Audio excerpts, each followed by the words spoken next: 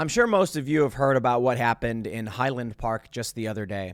It's a very serious tragedy. We also had a story coming out of Philadelphia where there was another tragedy, and you see these videos of people running and screaming. And I want to talk to you about it. Right now, everyone is trying to figure out this deranged young man. What were his political leanings? I don't think he had any. There are a lot of photos popping up. I don't want to show the guy's photos. You can't really escape it. It's kind of annoying. I don't want to say his name. I don't want to show his photos. He did an unspeakable thing, and he probably did it for attention. We know that they do it for attention, and that's why I don't want to mention their name, the individual's name. So we'll talk about it. We will. Because a lot of people are saying he was a Trump supporter or he was a leftist. You look at the way he dressed. And I'll tell you this right now. I had a friend message me saying they didn't quite understand what's going on with pop culture right now. And I said, it's simple. Pop culture is politics. And that's why you are seeing deranged lunatics posting these videos or posting these photos, and you can't quite tell what they are. Now, it's possible that this guy out of Highland was a Trump supporter. It is. Trump supporters think that he was infiltrating, though. And that also makes sense if you look at a lot of his posts. I mean, he called himself a liberal, certainly does not look like a conservative. And I believe his dad actually ran as a Democrat, but they supported 2A. So I don't really believe it's about politics. On the screen is a nurse. It's a woman. And it says, I lost a patient today. And you're probably wondering, what does that have to do with what happened in Highland or in Philadelphia? Everything. Everything. This is a video I saw the other day. It's got 6.7 million views. And to understand what's happening to our country, I'm going to play for you this video. You can see this nurse here. It says, lost a patient today. She wrote it. And she's got her hands over her head, and I guess she's trying to look sad or solemn. And then she just walks over to the wall and then leans up against the wall, takes her mask off. Shake of off. You have 5 more hours. I think she meant shake it off. You have 5 more hours. And then she's just like, she bends over and then looks up and breathes. You need to understand something. And I'm not going to pretend to be one of those body language experts or anything like that. All right. You ever see those body language expert videos? Body language, where it's like, this is Joe Biden speaking and look at the way he's moving his hands. I hate those videos. But I will say this. I used to do nonprofit fundraising.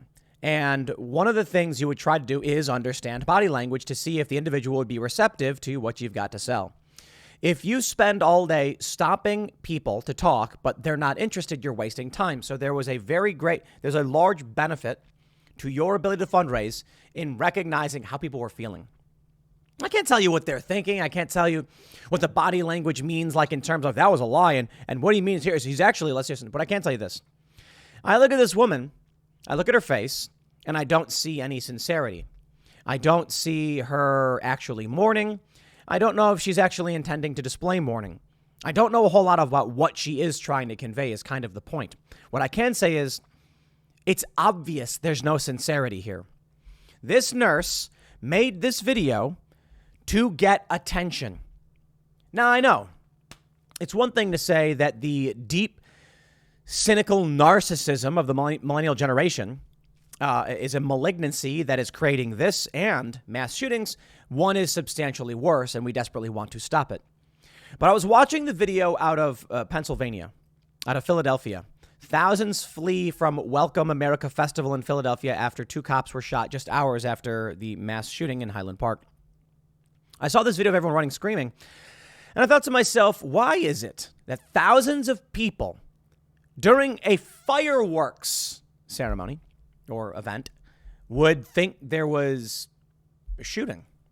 And I just thought to myself, man, we have deep cultural problems, period. That's it. Deep cultural problems.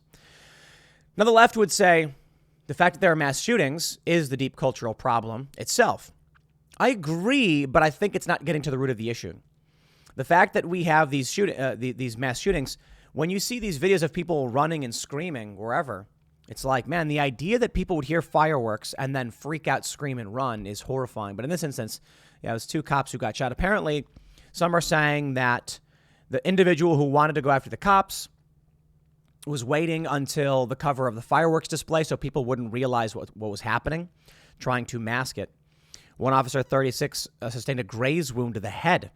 The other, a 44-year-old, to the right shoulder. So these officers, apparently, they're going to be all right. A lot of people are trying to pin this on the opposing political faction. There are going to be people who say that the shooting of the police officers is the demoralization of society, the villainizing of police and all that stuff. Yeah, all that. I mean, that's what I think. You go around telling people cops are evil and this, that, or otherwise, this is what you get. So how do we get to this point? How do we get to this point where we have this young man in Highland Park being a psychopath? Why is it that there's a photo of him with a Trump flag? Why is it that there's a photo of him with these tattoos that very much appear to be more left-leaning? Why is it that he said he was a liberal, but then has a Trump flag? It's because politics is pop culture. And my speculation is this dude is just trying to get attention. There's an interview with his uncle. And it's really sad. His uncle does not seem to be all that with it. He seems to be rather devastated and unable to articulate his thoughts. And he said there was no signs. There was no warning signs. It was just, he was a loner. He kept to himself. You know, he'd go on the computer and there it is. Now, the crazy thing is the interviewer asks him, where was he work? He says, Panera Bread. Panera Bread? And then he's like, where did he get the weapon? I don't know. Where did he get the weapon? I don't know. Credit cards. I mean, that's a really simple answer. Credit cards. Here's the crazy reality. These people know, we've talked about it over and over again, that they will get their name in the newspaper. And when you have a culture, have a culture built around this vapid, egotistical, depraved narcissism, this is what you get. Now, I would very much prefer, to be honest, if this dude and a whole bunch of these other deep narcissists with no purpose in life just posted garbage TikTok videos of them being like, I can't believe my patient died. Instead, these lunatics decide to put their name in the history books as pure evil. And the news media accommodates. I'm trying to keep this guy out of the press because you need to understand everything they do is a desperate cry to see me. See me. That's what they're screaming. They're screaming, see me. This nurse, she's screaming the same thing. What is wrong with people that they so desperately need to be noticed to the point where they do these psychotic things? I don't know.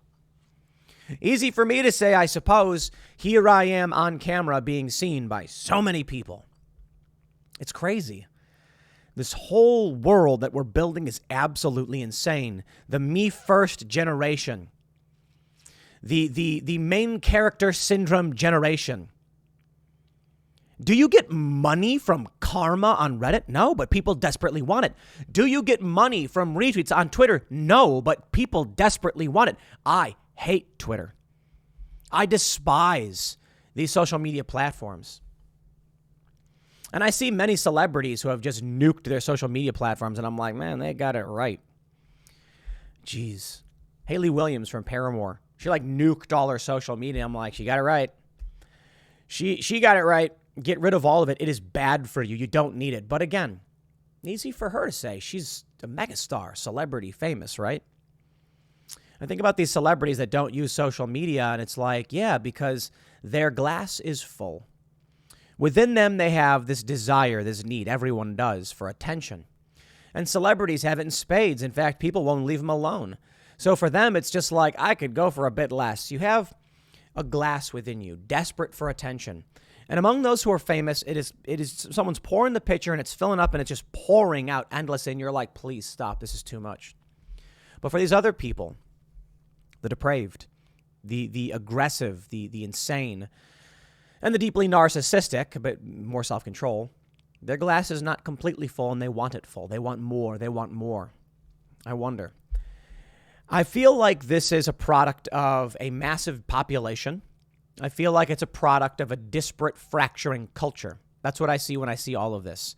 When I see these nurses posting these videos of themselves crying, it's like, dude, think about what this is, these people posting these videos. They set the camera up, they framed it properly, they checked to make sure the recording was working, then they pressed record, walked away, and then feigned crying.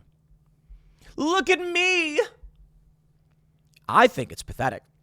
I don't know. That's just me, though. To be completely honest, it's, to me, it's fascinating. People say that, I'm just grifting. I'm trying to get views and trying to do all that stuff. It's like, let me tell you something. This is the most frustrating thing about all of it is that we at Timcast, we've been made some very generous offers for fame and power and wealth, and I've turned them down. And the conversation I have behind the scenes is, I'd actually prefer not to be bigger. We're doing advertising, and that's the real question here. It's like, we want people to watch the show. We want there to be influence. But what I don't want is it's tough, isn't it? It really is tough. What we're doing is we're trying our hardest at Timcast to make other shows. Not to just have me be the main driver of what makes timcast.com work. So we got Tales from the Inverted World, Pop Culture Crisis, Chicken City. Chicken City is not really personality driven. We're hiring a bunch of people. We are trying to spread that out. I would love it if we could make more shows and kind of just, I'm happy where I'm at. Now, advertising obviously is going to serve the purpose of making the show bigger. That I get. And there's the challenge of we want the business to succeed so we can talk about issues like this. We can call out issues like this. But at the same time, I mean it with all sincerity. I grew up skateboarding. And there's nothing, we skateboarders don't vie for attention for the most part. Many do nowadays because of Instagram. It's infecting us. For me, I would love to get to a point where, I don't want a show as big as Joe Rogan. I don't want a show as big as Tucker Carlson. We are around like the 250th to 150th biggest show on podcasts like Flickrs. That's fine by me. We do enough so that we can expand the company. And we've never done marketing, so we're doing a little bit about it. And we'll see how that plays out. But I'm not putting crazy amounts in because a part of me is like, I look at this and I'm like, people are sick. People are sick and they're desperate. They want you to see them. They want the likes on social media. They want people to remember their names. But the crazy thing to me is do something good, build something, heal something, fix something, save something. This to me right here is depravity. Now, it's not nearly as bad as what happened in Highland Park, obviously. But there's a negativity that's on a spectrum. This is a net negative, and it shows you the sickness within our culture, and I don't think it can be fixed. So I wonder. I've often talked about how communism works. I always love to say that and then pause to get everybody all riled up and then explain. It works after you homogenize your culture, which is what the communists have always tried to do. They implement political communism and then, everyone's fighting and no one will agree, so they gulag and execute millions of people. Their goal. If you have 100 million people and you implement communism, and 20 million are dissidents, they revolt or they complain, the communists kill those 20 million and hope that the 80 million remain. But anyone who's ever watched Doctor Who knows why this doesn't work. There's an episode of Doctor Who where they go to this planet and there's like a colony or they go to a timeline or whatever, however it works. And there's a big building, but it's empty. All there are these robots with weird screens with smiley faces. And the people, I think they like wear badges or something. What happens is they go around and they find there's no people anywhere, just these robots. As it turns out, the robots were designed to keep the people happy. And one day, an older woman died, and the people became very sad. And the robots realized that when the sad people came into contact with happy people, the happy people became sad. Well, how do you stop the spread of unhappiness? The robots started killing those who were unhappy, which in turn made the happy people sad. You see, the old lady died. The happy people became sad when they found out. They went and told the happy people that someone died, and the happy people became sad. The robot said, we need to stop unhappiness. So whenever the unhappy person talks to the happy person, it spreads unhappiness, kill him.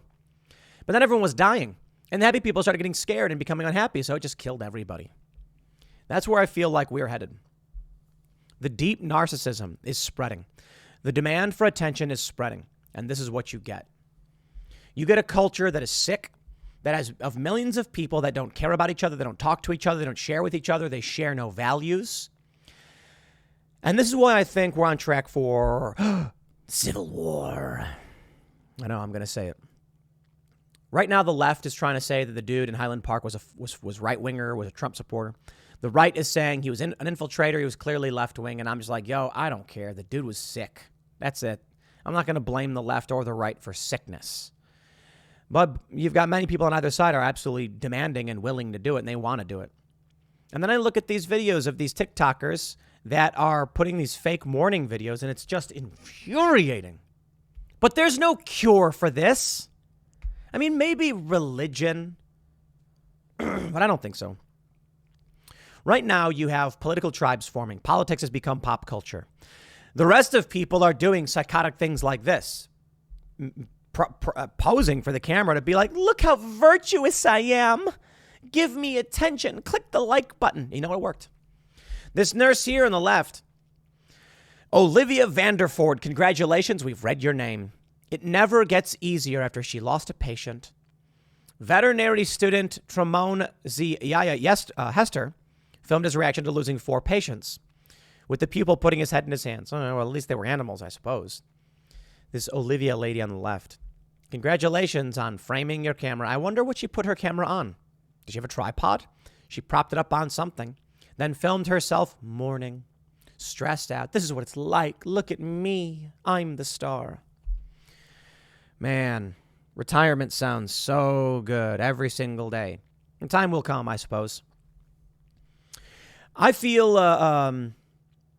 people who are famous are narcissists, and everybody has that deeply within them. Why is it that I have so many subscribers? Probably because I have ego and narcissism within me. That's probably the simple answer. Why would I put a video up where I'm like, let me talk about what I think to all of you and you should listen? I don't know, man. Because we are a sick culture, I suppose, and we're all a part of it. I certainly think I play my role in everything that's happening as well. That would be absurd not to think so. There are people who watch my videos and think, I want to do that. I want to be that. I want to be a YouTuber. And it's like, ugh. Yeah, I don't know, man. I don't have the answers. I don't. For me, I feel compelled to call out these things, but here I am doing what is basically the same thing the rest of them are doing. What is the difference but a sick culture of people, everyone included, that is saying, look at me. Now, here's a way I can explain it. I've said this before. You know what makes Timcast successful? Is that I've never been driven by wanting people to see me. When we started doing Timcast IRL, we were getting a couple thousand concurrent views, and I was like, I don't care. We were just turning the camera on and talking about stuff. And it got bigger and bigger and bigger, and I was like, yo, this is crazy. More and more people are watching. But it was mostly just like turn the camera on. I can't see anybody. I just see a camera, and it's therapeutic. We talk about issues. We talk about how we feel about things. We talk about what's going on. For me, it's not about attention to a certain degree. Obviously, everybody has that within them, some worse than others. For me, it's about calling out the lies in the media. And that's why I said, you know, the Daily Wire has been skyrocketing, and I'm like, their victory is our victory, because the one thing that really compels me is calling out the lies, the fake news and the manipulation, and trying to find a reason. And a lot of what this is, turning the camera on, inventing, there's no script or anything. It's just therapeutic. It's being like, let me express myself and explain how I feel because it feels good to just say it. Maybe this nurse feels that same way, to be fair. Maybe it's unfair of me. Maybe she really did feel that way, and it's therapeutic to tell someone. I think so. But that's the root of that sickness that results in these tragedies. It's the root of that sickness, the want to be seen, putting on videos and crying and all that stuff. And it's just like, I don't know how you solve for it. I don't have the answers. I am not a psychic. I am not a master of the universe nor a genius. I am but a humble person who turns the camera on and explains how I feel. Interesting, right? It's in the same thread as what these people do. But it's not in the same thread as what these crazy range people do in terms of the level of violence. It is in terms of the cry for attention, I suppose. And that's it. This is the world we live in, where you can broadcast yourself. And if you can broadcast yourself, there will be people who will do whatever it takes to get that. This guy at a Highland Park, he was a YouTube rapper. Nobody watched his videos. He wasn't getting any attention. Seemed like whatever he was trying wasn't working, so he said, he'd do something else. And he went insane. He probably was insane to begin with. Cassandra Fairbanks says, it's trendy to be mentally ill, and it's really weird. That's right. It is trendy to be neurodivergent, as it were. That's right. So where does that bring us? When crazy people who want attention can get attention in very crazy ways, this is what you'll get. And it's not even about social media. It's about someone figured it out, and they started doing it. The media propped them up, and that's what happened. They keep doing it. That's why I don't want to show this guy's name. I don't want to talk about who he is. It's one thing when a nurse is like, look at me, a patient died. It's like, okay, we get it, Olivia. That's not that big a deal. It's vapid. It's kind of gross. But look at what everyone is. Look at what we are. YouTube, Twitter. It's really exposed exactly who we are. Twitter is the best example. Twitter and Instagram. Instagram is full of ugly people using filters to try and look attractive, desperate to get likes. Twitter is full of people feigning anger to try and get attention. Me, I use Twitter just mostly to troll and post nonsense. And I'll be honest, when I retweet stories, it's mostly as a thumbtack so that I can come back to it later and talk about it on here. But Twitter really is just absolutely vapid. Oh man, I don't want to show this stuff, this trend stuff. So I'm gonna leave it there. You get the point. Next segment's coming up at 1 p.m. on this channel. Thanks for hanging out, and I'll see you all then.